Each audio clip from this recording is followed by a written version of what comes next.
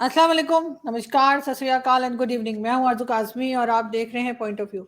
हमें जी जॉइन किया है साजिद तार साहब ने। बहुत शुक्रिया सर कि आज आप आए। काफ़ी दिनों माय के बाद प्लेजर। आपसे मुलाकात हो रही है। Thank you. मैं आरजू एक सैन फ्रांसिस्को एक शादी पर गया था और उस वजह से मुझे कुछ दिन हो गए नहीं आ सका, लेकिन आई मिस आपके देखने वालों सबको बहुत मिस किया। और सर बड़ा हंगामा है भारत में। आप जैसे देख रहे हैं कि कैनेडियन प्राइम मिनिस्टर ने जो स्टेटमेंट दिया उसके बाद से आप क्या कहेंगे? देखिए, मेरी नजर में तो आरजू ये G20 को नजर लगी है। ये मैं जो कुछ लोगों को शायद भारत की इतनी वो जो चढ़ाइयां थी वो पसंद नहीं आई, नजर लग गई। लेकिन it's not a big deal at all. उसकी वजह ये है, ये जो सारा भारत में हुआ है, इसको डॉक्टर जयशंकर साहब ने इसको कहा है कि this is the vote bank politics. इसको वाकई लग भी इसी तरह है, क्योंकि ट्रूडो की पॉपुलैरिटी कनाडा में काफी अरसे से जो है वो वीक है। इन्फ्लेशन आउट ऑफ कंट्रोल है, अनएम्प्लॉयमेंट है। सिर्फ घरों को लोग बेच बेच के, जिस तरह पाकिस्तान में प्लाटों की इकानमी है, वहां भी घरों की इकानमी चल रही है। और बहुत बुरा हालात था कनाडा से, बल्कि इससे पहले भी, इस वाकये से पहले ये नोट किया जा रहा था कि भारतीय जो हमारे कैनेडियन थे वो कनाडा को छोड़ छोड़ के तो वापस जा रहे थे। ट्रकिंग की बुरी हालत थी इकानमी, क्योंकि मेरा तो साथ नेबरिंग कंट्री है, बहुत दोस्त है, मुझे पता है वहां के इकानमी के हालात क्या थे। और जस्टिन ट्रूडो को जो है वो एक तो लिबरल पार्टी से थे, उनको ब्लेम किया जाता था। अब उन्होंने जगमीत सिंह, जो एक वहां पे एक नेशनल डेमोक्रेटिक पार्टी है, या न्यू डेमोक्रेट पार्टी शायद उसका नाम, उसके उनके तकरीबन 25 के लगभग जो एमपी हैं, उनकी सपोर्ट से ही वो पहले भी बने थे, और उनकी सपोर्ट की उन्हें जरूरत थी। उस पर उन्होंने उनको खुश करने के लिए ये किया है। लेकिन एक हेड ऑफ स्टेट, जो कि कनाडा एक, मैं समझता हूं कि एक बड़ा कंट्री है, उसको बगैर किसी प्रूफ के, बगैर किसी एलिगेशन के अपनी असेंबली के अंदर इतना बड़ा इल्जाम लगा देना, और फिर उसके ऊपर इतनी मार्केटिंग करनी, फिर सारी दुनिया को कोशिश करना, साथ लेकर उसको कन्विंस करने की कोशिश, नाकाम कोशिश। अब मैं उसके अंदर की कल की जो मैं कुछ एक चैनल पे मैंने कल भी इस पे रिसर्च करके बोली, और मैं कनाडा को बड़ा क्लोजली वॉच करता हूं। और दूसरा, आपको मैंने बताया है कि मैं अपने दिन के आधा दिन तो मैं भारत में होता हूं, क्योंकि मेरे जो भाई हैं वो सरदार हैं, भारत से हैं, और सारा दिन फिर हमारे ऑफिस में भी, फोन पे भी सारी बातें, आधा दिन तो मैं practically I live in India.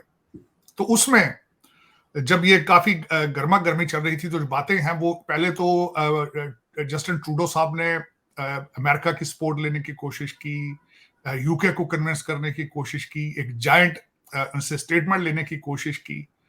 America ने तो बिल्कुल जो मेरा नहीं, उस पर उन्होंने कहा कि आपको इन्वेस्टिगेशन करनी चाहिए थे। यूके ने एक बहुत ही ठंडी स्टेटमेंट दी, जिसमें भारत का नाम तक नहीं था। फिर दूसरा उन्होंने कोशिश की, एक इनका दूसरा ग्रुप है, फाइव आई कंट्रीज, जो इंटेलिजेंस और टेररिज्म में एक दूसरे को सपोर्ट करते हैं, वहां से स्टेटमेंट लेने की एक नाकाम कोशिश की, उन्होंने भी जवाब दिया।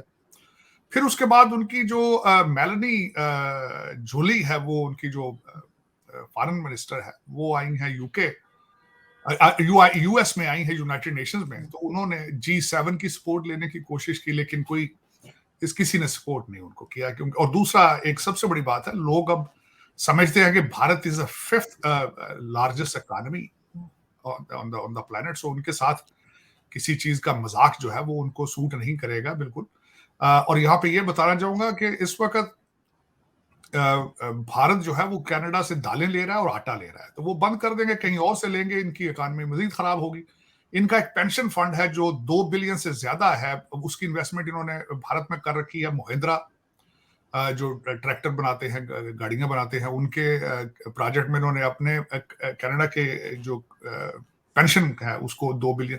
तो ये सारी चीजें अपने लिए गड्ढे खोद रहे हैं, मेरा ख्याल में इस मॉडर्न दौर के अंदर, बगैर किसी एलिगेशन, बगैर किसी सॉलिड प्रूफ के। आज सुबह प्रेस कॉन्फ्रेंस थी फॉरेन अफेयर वालों की, मैंने भारत में मैंने वो सुनी है, तो उन्होंने बिल्कुल कहा है कि हमें कोई ऐसी एविडेंस नहीं दी गई जिसके ऊपर ये इल्जाम लगाया जाए। लेकिन जो इसमें से निकल रहा है, जो क्राइसिस चल रहे हैं, एक तो ये है, दोनों तरफ से डिप्लोमेट्स को निकाल दिया गया है। भारत ने आज वीजा सैंक्शंस लगा दी हैं। उससे जो भारत में ज्यादा लोग हैं, जो इंडियन ओरिजिन के लोग हैं, उनको तकलीफ होगी वो।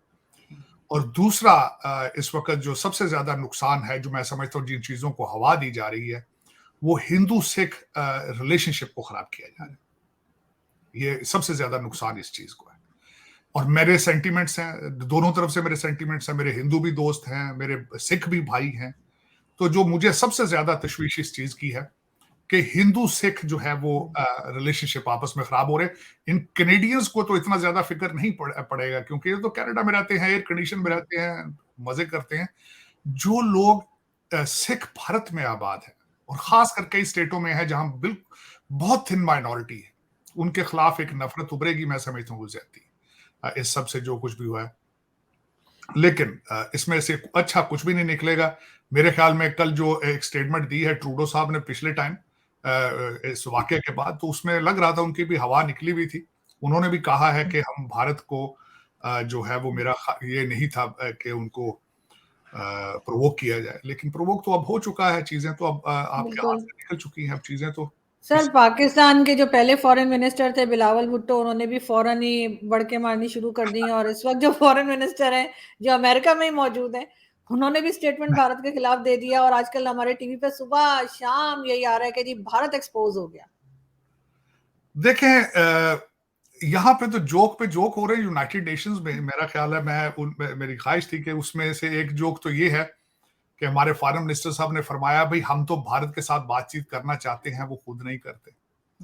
ये मौके, ये मैंने देखा कि आप पाकिस्तानी लोग बहुत स्मार्ट लोग हो।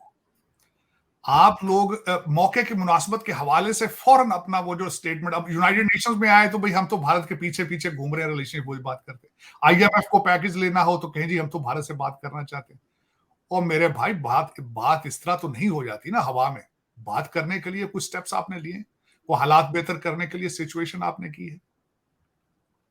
दूसरा सबसे बड़ा मजाक है जो वो किया है, आईएमएफ की जो हेड है वो हमारे काकड़ साहब को, प्राइम मिनिस्टर साहब को मिली हैं, और उन्होंने कहा है कि अमीरों से टैक्स लेकर गरीबों की मदद करें।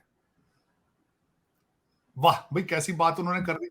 ये आपका क्या ख्याल है? हमें नहीं पता ये अमीर लोग कौन है। रूलिंग एलीट है। रूलिंग एलीट से आप लेके दिखाएं। आप बिजली के और पेट्रोल के आप जो है रेट बढ़ा देते हैं। कभी आपने कहा है कि पहले करप्शन रोको? कभी आपने कहा है जो अमीर लोग हैं, जो 4-4 कनाल के घरों में रहते हैं, उनका टैक्स बढ़ा दो? कभी कहा है जो महंगी गाड़ियां ना मंगाओ, मेकअप ना मंगाओ, कुत्तों की खुराक, आइसक्रीम, चॉकलेट ना मंगाओ? आपने बस कभी नहीं। बड़ी पॉलिटिकल स्टेटमेंट दे दी। ये जोक था, में दो जोक हैं। एक जोक ये है कि भाई हम तो भारत से रिलेशनशिप ठीक करना चाहते हैं, भारत हमसे बात नहीं करता, वो नाराज है हमारे साथ। और दूसरा जोक ये है कि भाई अमीरों से टैक्स लेके गरीबों की मदद करें। ये आईएमएफ की स्टेटमेंट है काकड़ साहब। और मजे की बात है, जिस प्राइम मिनिस्टर को वो कह रही है उनके ऊपर खुद नैब का केस है। आपको पता ही है जो नैब के नए केस खुले हैं, उसमें हमारे वजीर आजम साहब जो है वो भी जख्मी है, उसमें वो भी इसमें जो है वो उसका केस है, उनका केस है नैब के। बिल्कुल। तो भाई आप किन से बातें कर रहे हैं यार? आईएमएफ वाले पता नहीं कि उधर हमारे नवाज शरीफ साहब हैं, वो कहते हैं भाई G20 हमने करनी थी, चांद पर हमने जाना था। ये कैसा यार, ये जोक्स है क्या है यार? ये क्या कर रहे हैं आरजू? मुझे तो बहुत ही अजीब सा लग रहा है वो यार। कह रहे हैं हमें कॉपी करके भारत ने अपनी इकोनॉमी ठीक कर ली। ये तो हमारे आइडिया थे, सब जो सारे आइडियाज हमारे थे जो भारत ने कॉपी कर लिए। मैं आरजू देखें, अपनी सड़क तो खुद आप सीधी बना नहीं सकते हो भाई। मोटरवे आपने कोरिया से बनवाई है, सी पैक बन रहा है आपका चाइना बना रहा है। आप लाहौर का ट्रैश आप टर्की के ठेकेदारों को बुला लेते हैं सारी किकबैक्स लेने के लिए। जिस मुल्क में एक सड़क ना बन सकती हो, चांद पे किस तरह जाना? साइकिल पे जाना था आपने चांद पे? पता नहीं ये क्या, ये मजाक पे मजाक है। और कौम ऐसी बेवकूफ है कि वो कहते हैं नहीं जी हमें जिहाद करना है, हमें जिहाद चाहिए, हमें जिहाद। पता नहीं किस जिहाद की बात हो रही है। पता नहीं दुनिया किस डायरेक्शन पे जा रही है। कल इलान मस्क ने कल जो उनका वो जो प्रोजेक्ट उन्होंने दिमाग में कंप्यूटर फिट करने का है, उसको एफडीए ने अप्रूव कर दिया है। यहाँ पे वो 10 लोगों पे ये एक्सपेरिमेंट कर रहे हैं। दुनिया दिमाग में कंप्यूटर लगा रही है, ये पता नहीं किस जिहाद के चक्कर में पड़े हुए हैं और लीडरान है। अब मैं छोटी थिंक है आरजू, मैं आपके हालात बताना चाहता हूं आपको। मेरे प्राइम मिनिस्टर साहब शहबाज शफीक साहब, वजीर आजम साहब पाकिस्तान गए, एक दिन रुके, 3 मुलाकातें हुई, फौरन दूसरी फ्लाइट पे वापस लंदन। आपकी जो क्वीन ऑफ पाकिस्तान है वो भी जी। और उसके बाद मुझे ये बताएं, आप इस दौर में आप एक दिन के लिए जाते हैं, वजीर आजम साहब गए हैं, जो साबिक वजीर आजम जो शायद हो सकता है मुस्तकबिल में भी दूसरे अगले वजीर आजम हों, एक दिन रुके हैं वहां पे, क्या हुआ है? अब मेरी जो इंटरनल की सारी खबरें मुझे रिपोर्टें आ रही, आपस में फैमिली के झगड़े चल रहे हैं सख्त। भाई वो कहते हैं अगला जो है वो शहनशाह अकबर के तख्त पे मैं बैठूंगा, वो आपस जिस तरह वो मुगल लड़ते थे आपस में, इस तरह ये लड़ रहे हैं। बिल्कुल। मुगलों का आपको पता है ना, मुगल भी एक दूसरे की आंखें निकाल देते थे, भाइयों को मार देते थे, बाप को मार देते थे, वो वही हाल है। ओ खुदा का नाम लो यार, 25 करोड़ लोगों को रोटी नहीं मिल रही खाने को यार, आपके लले तलले खत्म नहीं हो रहे। मैं तो वैसे आरजू, मैं यकीन करें कि मैं क्या बताऊं, आप पाकिस्तान की बात कर देते हैं, मैं तो करना नहीं चाहता पाकिस्तान की बात, कि उसकी वजह है कि मैं जब भी बात करता हूं इमोशनल हो जाता हूं, क्योंकि आपका कोई सामने नजर नहीं आ रहा कि आपका फ्यूचर क्या है। आप 25 करोड़ लोग क्या चाहते हैं, मेरी समझ से बाहर है। अफगानी भी अब आपका मजाक उड़ाते हैं, वो भी कहते हैं करेंसी देखें, अपनी इकानमी देखो, वो अपने कुछ देखो, अंदर के हालात देखो। देखिए कभी उन्होंने भी मजाक उड़ाना था, जो मेरे मस्जिद जिनके अपने, जो खुद अभी मोटरसाइकिलों पे गधों पे फिर रहे हैं भाई, जिनके कंट्री के अंदर सड़क साबित एक सीधी सड़क नहीं उनकी, वो भी मजाक उड़ाते हैं। सर वो जो दिमाग में कंप्यूटर लगा रहे हैं वो पाकिस्तानियों के ही लगा देते, शायद कुछ मतलब कुछ अच्छा लगेंगे, ही रिजल्ट आ जाता हमारा भी। लगेंगे आरजू, लगेंगे। वो कैसे लगेंगे मैं बता देता हूँ। वो कहते हैं दिमाग के साथ कंप्यूटर चलेंगे, बैंक डिपॉजिट हो जाएगा। अरे इतने लगाएंगे, ये जो बच्चे आपके ये बैठे हैं मुगल शहजादे लंदन पढ़ते हैं, ये दिमाग में लगाएंगे कंप्यूटर, आईएमएफ के डॉलर, सऊदी डॉलर जो है सेकंडों में लंदन लंदन दुबई जाया करेंगे। ये आप सर कैसे अभी भी लगेंगे ये। सर अभी भी जो बैंकिंग सिस्टम पाकिस्तान का है और जो आईटी फील्ड में जो लोग काम करते हैं वो इंडियन प्रोडक्ट्स इस्तेमाल कर रहे थे, तो गवर्नमेंट ने बैन लगा दिया है कि कोई भी इंडियन प्रोडक्ट आप इस्तेमाल नहीं कर सकते, ना तो बैंकिंग सिस्टम के लिए ना ही आईटी के लिए, क्योंकि इंडिया वाले जो है वो हमारे बैंकिंग सिस्टम को हैक कर सकते हैं। सर हमारे इतने पैसे कहीं ले ना जाएं, इस किस्म की सर यहाँ पे बातें हो रही हैं और कहा जा रहा है जो पाकिस्तान में अवेलेबल है वही इस्तेमाल करें, इंडियन प्रोडक्ट्स बिल्कुल यूज ना हो। ठीक है, देखें बस मैं जो, अब मेरे ख्याल में तो आपका हर पाकिस्तानी एक कॉमेडियन शो होना चाहिए उसका अपना, मेरे ख्याल में तो जिस तरह जो हालात आपके चल रहे हैं, मैं तो कभी हंसी आती है, कभी रोना आता है। लेकिन सर सुना है नई आजकल आप शुरू कर रहे हैं, नई करेंसी का, डिजिटल हाँ करेंसी शुरू करने का प्रोग्राम बनाया। अब कोई नई बिल्कुल। वारदात करेंगे, मेरा मतलब वहां से कुछ और निकालेंगे। ये बच्चा पढ़ गया होगा ना लंदन स्कूल ऑफ इकोनॉमिक्स से, नई स्कीम लेके जाएगा, वो कहेगा डैडी हम अब देखें मिलके अब इस तरह करेंगे, तो फिर वो उसमें लेकिन सर अगर हम बात करें दोबारा भारत और कनाडा की, तो सर इस किस्म के क्या हादसे पहले भी देखे हैं आपने कि लोगों को इस तरह से मार दिया जाए, मतलब कनाडा जैसी जगह में, इसलिए कि पाकिस्तान में तो हो तो आम सी बात है, लेकिन कनाडा में आपको लगता है कि सिक्योरिटी वगैरह का प्रॉब्लम हो गया, चाहे वो किसी भी माइंडसेट के लोग हों, कुछ भी उनकी सोच हो? देखें दो क्या? चीजें हैं जो मैं आरजू, मेरी ऑब्जर्वेशन है, जो कल हम सारा दिन 2 दिन से मुसलसल हम्म। बातें कर रहे हैं ऑफिस में, और दोस्त सारे जो भारतीय भी और हम्म। सारे हम बैठ के बातें कर रहे थे। भारत कनाडा के अंदर लॉ एंड ऑर्डर के हालात भी सख्त खराब है, और जो लिबरल दुनिया है वो ना सिर्फ कनाडा, अमेरिका के अंदर भी वो डिफेंडिंग पुलिस के खिलाफ एक मूवमेंट शुरू कर रखी है उन्होंने। उसके उसके रिजल्ट में क्या होता है कि पुलिस डिमोरलाइज हो जाती है, वो एक्शन नहीं लेती। गैंग वार इस वक्त कनाडा में कुछ सूबों में, खासकर वैनकूवर एरिया में पीक पे जा रहे, पंजाबियों के गैंग हैं, और आपने देखा ये सिद्धू मूसे वाले को किस तरह उनका मर्डर हुआ है गैंग्स के जरिए, जिस तरह, और उसके ताने बाने मिलते थे कनाडा में। कल मुझे बात एक बहुत अच्छी लगी, मैं जो हमारे मेरे जो भाई हैं बहुत अच्छे, जसदीप सिंह, उन्होंने कल सिक्स ऑफ अमेरिका उनकी ऑर्गेनाइजेशन है, उन्होंने कल हडसन इंस्टीट्यूट में भी बोले, और उसके बाद वो भारत के कई चैनल्स पर भी वो बोले। उन्होंने एक बात बहुत अच्छी की, उन्होंने कहा भी जब वो निज्जर साहब जो कि मर्डर हुए थे 2 साल पहले, उनको भारतीय गवर्नमेंट ने टेररिस्ट करार दिया, उस वक्त कनाडा ने एक्शन क्यों नहीं लिया? उस वक्त अगर एक्शन लिया होता, इन्वेस्टिगेट किया होता, तो आज वो जिंदा होते, आज वो जिंदा होते। तो और अभी तक 3 महीने हो चुके हैं उनके कत्ल को, एक अरेस्ट सिंगल नहीं हुई। अगर इनको नजर आते थे जस्टिन ट्रूडो को ताने बाने नजर आ रहे हैं एजेंसियों के, इंडियन एजेंसीज के, तो अरेस्ट कर लेते ना, कुछ अरेस्ट करें भी सही ना, कुछ दिखाएं कौम को। अब इस वक्त पूरी दुनिया उनसे पूछ रही है दिखाओ कुछ, आपके पास कौन सा एविडेंस है, दिखाओ, सामने रखो। इसमें एक चीज नजर आती है जो मैं उसको खुद अपनी आंखों से ऑब्जर्व कर चुका हूं, जिस तरीके से यहां पे इस वक्त अमेरिका के अंदर एक लिबरल गवर्नमेंट है, प्रोग्रेसिव जिसको कोई कहता है, कोई डेमोक्रेट कहता है, उनका लॉ एंड ऑर्डर के बारे में, पुलिस के बारे में बड़ा सख्त रवैया है। और इसी तरह के सेंटीमेंट जो है वो कनाडा में है, क्योंकि कनाडा भी एक सोशलिस्ट कंट्री है। मरवाना लीगल है वहां पे, गांजा लीगल कर दिया, कुछ स्टेटों में तो उन्होंने हर ड्रग को लीगल कर दिया। तो वो इस तरह के एक्सपेरिमेंट करते हैं डिफेंडिंग पुलिस, और पुलिस कंप्लीटली कनाडा के अंदर डीमोरलाइज्ड। लोग पुलिस को बुलाते हैं, पुलिस आती नहीं छोटे मोटे क्राइम में। ये कनाडा कहलाते हैं। ये मुझसे नहीं, पूछ के देख लें कनाडा के किसी भी कनेडियन इंसान से।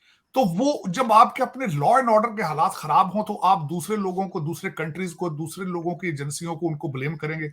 लेकिन मैंने आपको जिस तरह बताया, इट्स अ पॉलिटिकल उनका था ऑब्जेक्टिव इसके पीछे, और वो उन्होंने किया है। लेकिन ये कि मैं समझता हूं गलत किया, इन्वेस्टिगेट करना चाहिए था। हर कंट्री आज उनको यही कह रहा है कि आपको इन्वेस्टिगेट करके किसी रिजल्ट पे पहुंचना चाहिए था। अब तो मैं समझता हूं, बल्कि उनके अपने जो इस वक्त अपोजिशन लीडर हैं, पेरिये उनका नाम है, उन्होंने भी जो है कहा है कि you have to come clean out of it now.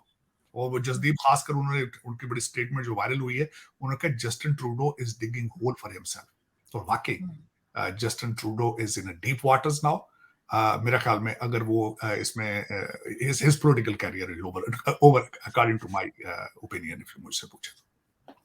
लेकिन सर दोनों कंट्रीज ने अपनी अपनी जगह पे जो उनके ऑफिसर्स थे एम्बेसीज के, उनको निकाला है, वीजा ऑफिस अलग बंद हुआ है।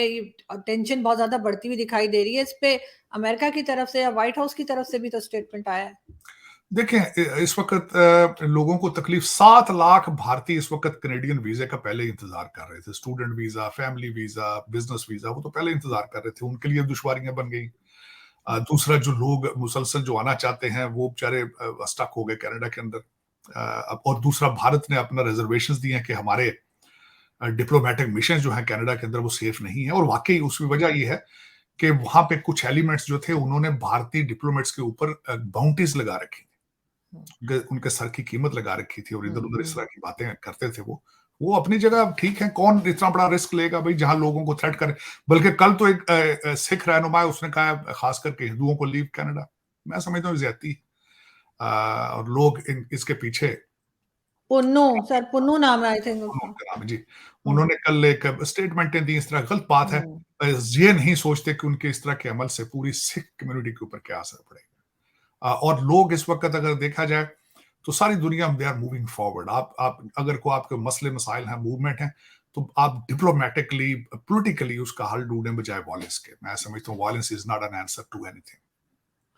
सर ट्रैवलिंग एडवाइजरी भी जो है इशू की गई है दोनों कंट्रीज की तरफ से। वो तो टिट फॉर टैट है, लेकिन जो भारत की तरफ से बड़ी स्ट्रॉन्ग ट्रैवल एडवाइजरी है, जो कनाडा है वो तो उन्होंने अल्टीमेटली उसका जवाब दिया है, उनकी इतनी स्ट्रॉन्ग नहीं है। लेकिन Canada is on a back foot right now, if you personally ask me. मेरे ख्याल में डैमेज कंट्रोल करने की कोशिश कर रहे हैं, लेकिन उनकी चीजें कहीं उनके हाथ से निकल चुकी हैं काफी हद तक।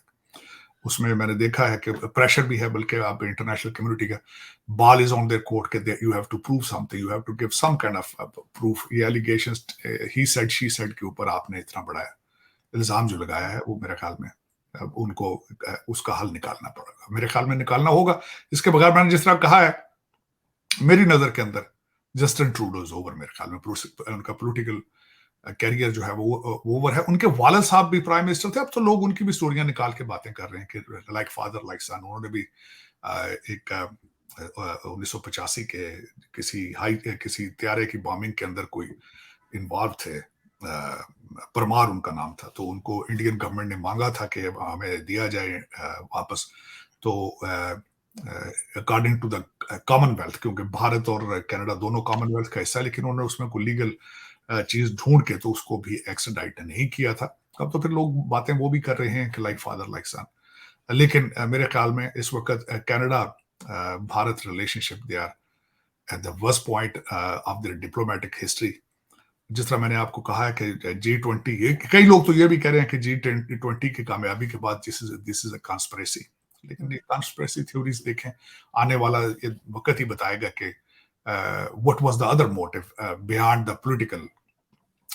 तो नजर आ रहा है कि जगमीत जो है कनाडा के अंदर, उनको उनकी सपोर्ट हासिल करने के लिए Justin Trudeau has took this move. लेकिन सर जो कनाडियन प्राइम मिनिस्टर वो ये भी कह रहे हैं कि जब वो G20 में गए थे तो उन्होंने वहां पर भी जो है भारतीय प्राइम मिनिस्टर से बात की थी। लेकिन वही जैसे आप कह रहे हैं कि इनकी सिर्फ G20 की बात नहीं है, और भी कई जगह पे जो मून मिशन था और काफी चीजें ऐसी भारत के सामने आ रही हैं जिसमें काफी वो सक्सेसफुल रहे।